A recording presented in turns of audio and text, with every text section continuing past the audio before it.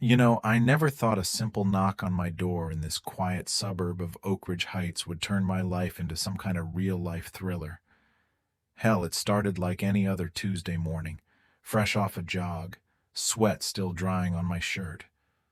When I swung open the door, and there they were, three dudes looking like they raided a surplus store for tactical vests and clipboards, one smirking like he owned the block, another flexing his arms as if that made him intimidating, and the third just hovering with this fake authority glare that screamed amateur hour. "Mr. Harlan," the clipboard guy says, flashing what looked like a laminated badge from a dollar store, "you're in violation of Community Ordinance 9D, illegal storage of firearms on residential property. We'll need you to hand them over right now for inspection." I froze for a split second, heart pounding not from fear but from that gut instinct honed from years in the service, knowing damn well our little cul-de-sac didn't have any fancy homeowners association breathing down our necks. This wasn't about rules. This was a shakedown, plain and simple, probably tied to some shady land grab scheme where these goons were trying to disarm folks so developers could swoop in and flip properties without pushback, preying on isolated neighbors who wouldn't question the bluff. I kept my cool, didn't raise my voice. Never do, that's not my style. Instead, I nodded like I was buying it. "Sure thing, fellas, give me a minute to grab the paperwork," and slipped back inside. But what I really did was fire up my security tablet, the one linked to those hidden cams I'd set up after a string of weird vandalism reports last summer. Old habits from my army days kicking in, watching them huddle on the porch, whispering urgently, one pulling out his phone to text someone, their eyes darting like they expected reinforcements any second. And that's when it hit me deeper. This wasn't random. They knew my name, probably scoped out my routine, maybe even dug into my background as a vet with a concealed carry permit, figuring I'd fold under the pressure of official threats. But man, that just fueled the fire inside, that quiet rage against bullies who twist authority to strip away what keeps a man feeling secure in his own home. As they slunk off after I called their bluff, handing them a blank sheet and saying, "Checked with the real association. They've got no record of you clowns." I didn't call the cops.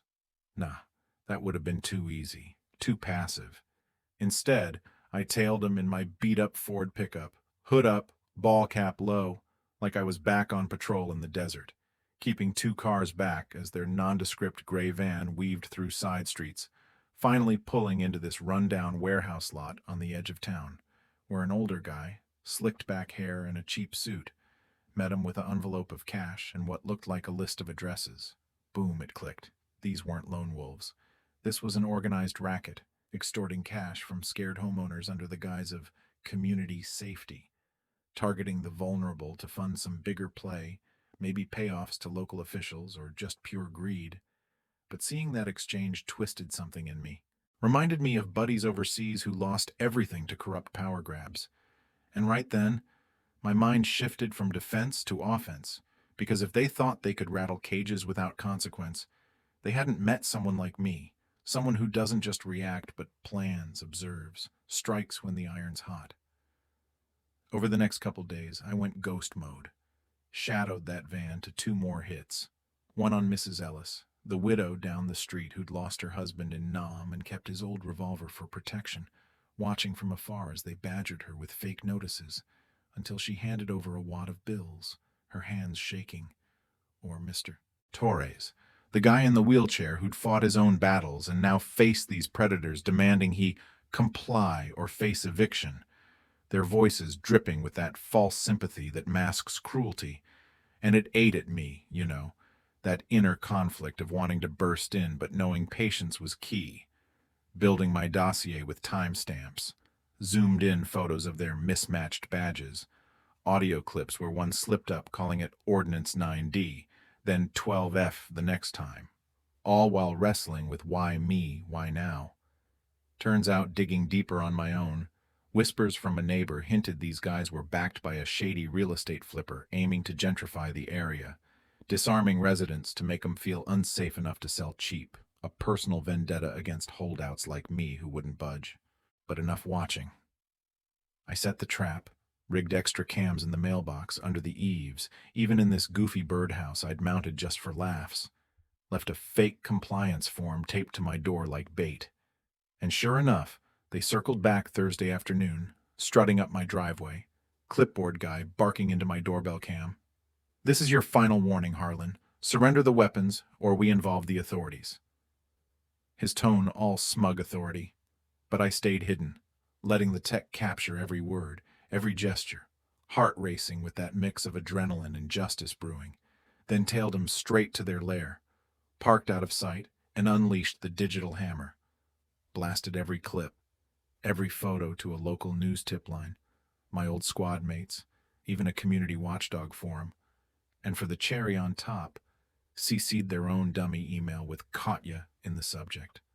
Watching from my spot as chaos erupted inside, doors slamming, papers flying, the slick-haired boss yelling, "Burn it all!"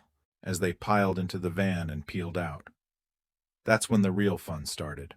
I didn't tail alone this time. Called in favors from my Marine pals, Jake and Ruiz, who flanked him in their rides, herding the van into a dead-end alley behind the old mill. Engines revving as I blocked the exit, stepped out calm as ever, tablet in hand, glowing with their faces frozen in guilt, and said, low and steady, "End of the line, boys. Extortion, fraud, impersonating officials. You picked the wrong targets." Their eyes widening in panic, clipboard guy stammering, You got no proof. This is harassment." But I just flipped through the slideshow. "Oh, it's viral now, buddy. Neighbors are blowing up the feeds."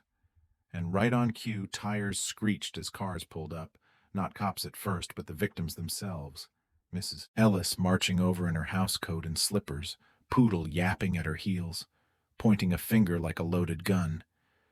That's the snake who said my late husband's metal collection violated code. You ever serve a day in your life, or just steal from those who did? Her voice cracking with years of held-back fire, then Mr. Torres rolling up, quiet fury in his eyes. "You threatened to have me hauled off for non-compliance. Well, comply with this." Holding up his phone, streaming the evidence live, the crowd swelling as more folks arrived, phones out, voices rising in a chorus of outrage, one guy even passing around a bag of chips like it was a tailgate party. The scammers cornered, sweating, boss man pleading, "We were just enforcing standards, keeping the peace," which drew boos and laughs. "Peace? You mean payoffs?" someone shouted, the air thick with that electric hilarity mixed with raw anger, until sirens wailed in the distance, deputies rolling up not because of me but from the viral storm tagging 'em in, cuffing the trio right there amid cheers, clipboard guy's head hanging as he muttered, "This ain't right," and me just replying, soft but sharp, "Neither was you." In the end, as they got hauled away, the neighborhood transformed. We threw a massive barbecue that weekend, grills smoking, kids laughing on a rented slide, signs waving Scam Busters unit, and folks who'd barely waved before now swapping war stories, checking on each other, Mrs. Ellis even starting a watch group with that fierce energy of hers, installing cams for Mr. Torres courtesy of donations. But here's the thing that lingers, makes you wonder, was I a hero or just a vigilante playing judge? I mean, sure, we got justice. But what if pushing back like that inspires copycats who go too far, or misses the bigger rot in the system, letting scams like this thrive in the first place? Kinda leaves you thinking about where the line is between self-defense and overreach, right?